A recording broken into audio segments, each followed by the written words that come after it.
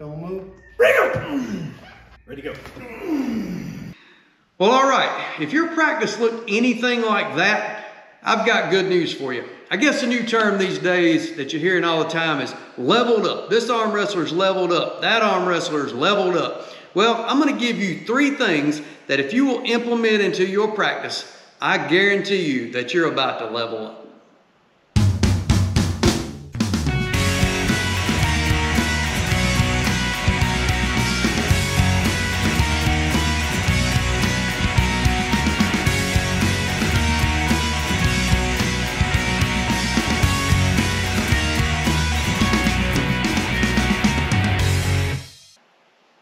Welcome to the Armchair Warrior. My name is Rick Layton, and while I am totally new to YouTube, I am definitely not new to the sport of competitive arm wrestling.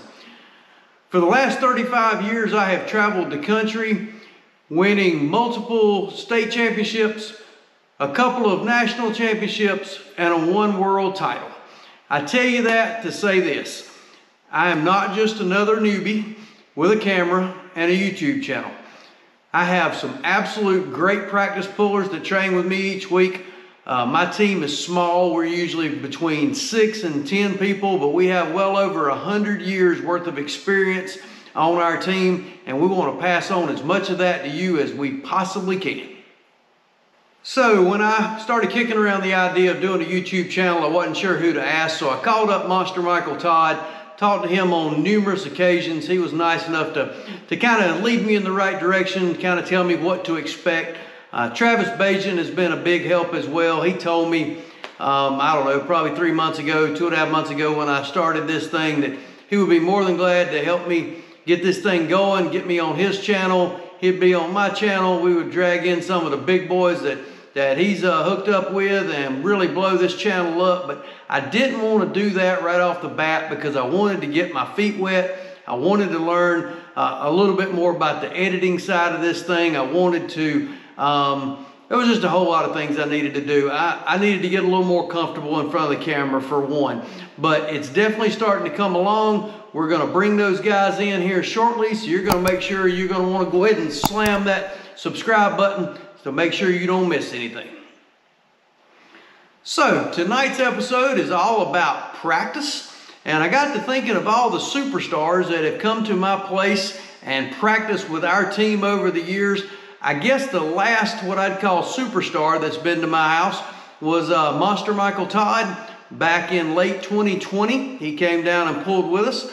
And then going back to the first true superstar that came and trained with us, way back, I don't even remember what year it was, but it was when he first started, was none other than Toddzilla himself, Todd Hutchins, the king of side pressure himself. He moved to, I believe it was South Carolina. It could have been North Carolina, but I believe he was not far from me in South Carolina. I was the state director at the time for North Carolina. He looked me up, came and pulled with us. Great opportunity to meet him and help him get started in the sport. Boy, has he really gone somewhere. As a matter of fact, him and Monster Michael Todd are pulling at the Monster Factory this Saturday, July the 8th. I think it's on Michael Todd's YouTube channel. It is completely free. It is not a pay-per-view. It starts at 6 o'clock Eastern Standard Time. The main event is Monster Michael Todd and Todd Hutchins. Before that, you have none other than John Brezink, the GOAT himself, against Corey West, protege of Monster Michael Todd. So that's going to be great. Craig Toulier is also on that card, as well as Paul Lynn. So make sure you check that out. Again, Monster Michael Todd's YouTube channel. It is a free broadcast starting at 6 p.m. Eastern Standard Time on Saturday, July the 8th. Corey Miller has flown in.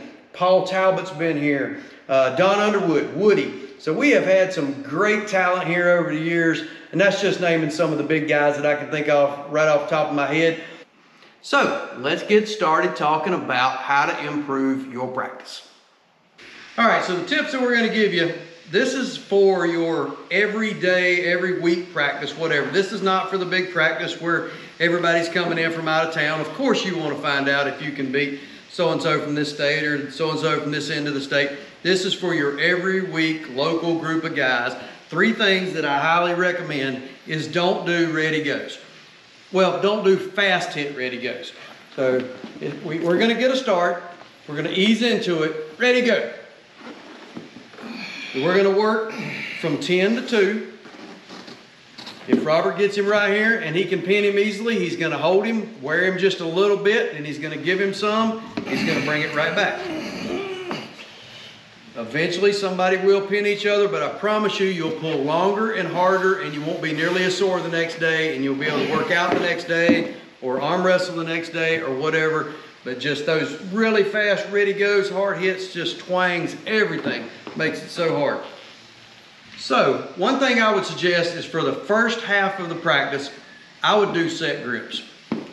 For those of you who are not referees, we're going to try to get this even right here, get the webbing even. I'm going to tell each competitor to close their thumb, straighten the wrist up. Robert, you going to cap? Yes. All right, so mark that, have him cap here. Grant, you're going to go under, so we're going to pick his thumb up right here. Ready, go. The reason for that is how many times have you got in the tournament, you're used to getting this great big grip, you're way around the back of their hand, you got a great grip, you get in a tournament, guy won't get a grip with you, you get your grip set and you feel awful.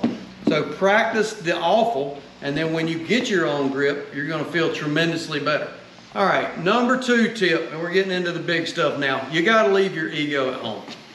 Simple as that. John Berzink, I've been told over and over that if you go to practice at John Berzink's house, that when you leave, no matter how big or how strong you may be or not be, you're going to swear you're that close to beating John Berzink. Check your ego at the door.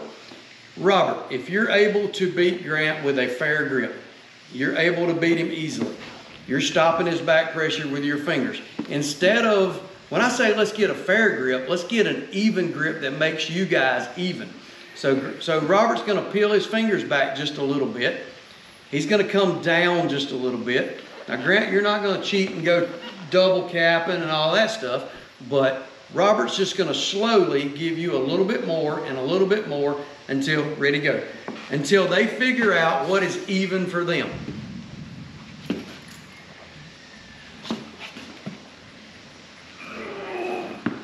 All right, good stuff. So everybody has seen this guy. Every practice has this guy. Gets up there and just, he just dominates everything, pins him, got 2 fingers over. As soon as he gets him back up, he just constantly just pins him over and over, or he gets everything in the world. And he's like, all right, go, go, go. And you know, you can't budge him. So be fair. You're there to help your partner. It is practice. The number 1 thing that I can tell you to do to get stronger in your practices is straps, straps, and more straps. There are muscles that you will develop in the strap that you absolutely will not get out of the strap. Most of you guys know exactly how to set up a strap. The buckle is on Robert's hand, so that means the strap goes around him first. Keep it nice and low, nice and tight. I'll go around Grant next. We're going to come through the bottom. Going to come through under here. This is called the fair strap. That makes it as even as possible. I'm going to try to tighten this, keep this tight. Both competitors are going to want to do what Robert's doing. They want to kind of hold this strap, make sure it doesn't loosen up as the referee is getting the strap tightened up.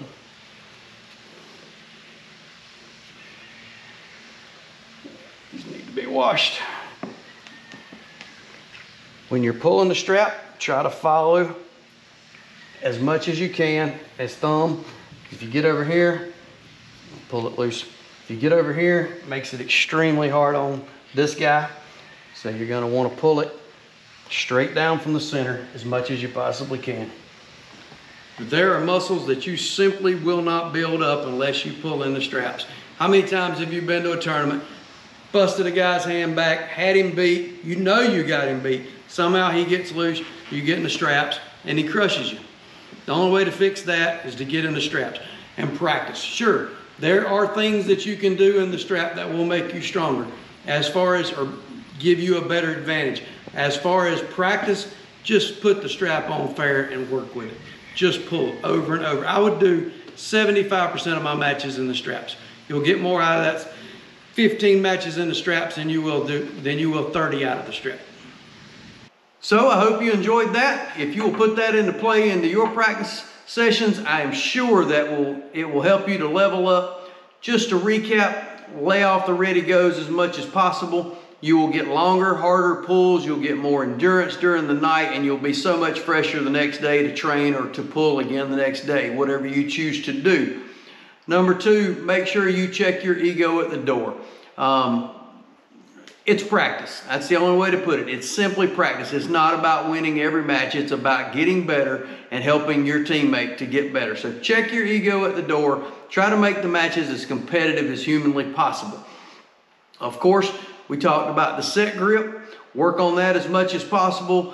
If you'll notice, most of your superstars, it's a set grip and straps every time. Just about every single time you'll see those two things. And that leads us to the last thing, of course, straps, and more straps. If you can get a strap game, I guarantee you everything else will fall into place. Until next time, I'm Rick Layton with the Armchair Warrior.